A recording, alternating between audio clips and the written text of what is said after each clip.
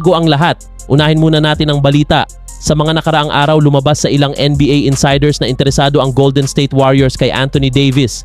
Ang goal, bigyan ng solid na defensive big man si Steph Curry bago tuluyang magsara ang championship window niya. Alam naman natin na matagal ng problema ng Warriors ang rim protection, rebounding at interior defense, at dito papasok ang pangalan ni Anthony Davis. Ngayon, bakit nga ba si Anthony Davis? Una, elite defender si AD, kayang bantayan ng 4 at 5. Pangalawa, may championship experience na siya. At pangatlo, kapag healthy, isa siya sa pinaka-dominant big man sa NBA. Isipin nyo to, Steph Curry sa labas, Anthony Davis sa loob. Spacing plus defense plus experience, was instant contender ulit ang Warriors. Pero syempre, hindi madali ang trade na ito.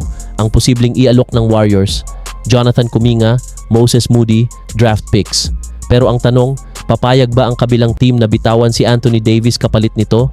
Dito nagiging komplikado ang usapan dahil ayaw ng Warriors na isama si Draymond Green at gusto naman ng kabilang kampo ng mas malakas na return. Hindi rin natin pwedeng balewalain ang risks. Una, injury history ni Anthony Davis. Lagi siyang may concern sa katawan, groin, knee, ankle, pangalanan mo na. Pangalawa, mawawala ang young core ng Warriors kung matuloy ang trade. Isang all-in move ito, championship or bust. At pangatlo, salary matching at chemistry. Hindi guaranteed na automatic champion agad.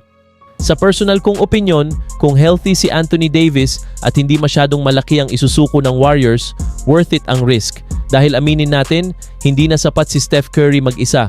Kailangan niya ng another superstar now, hindi next season. Ngayon kayo, anong tingin nyo? Gusto nyo bang makita si Anthony Davis sa Warriors jersey? O mas okay na magstay na lang ang Warriors sa current roster? I-comment nyo lang sa baba ang opinion nyo.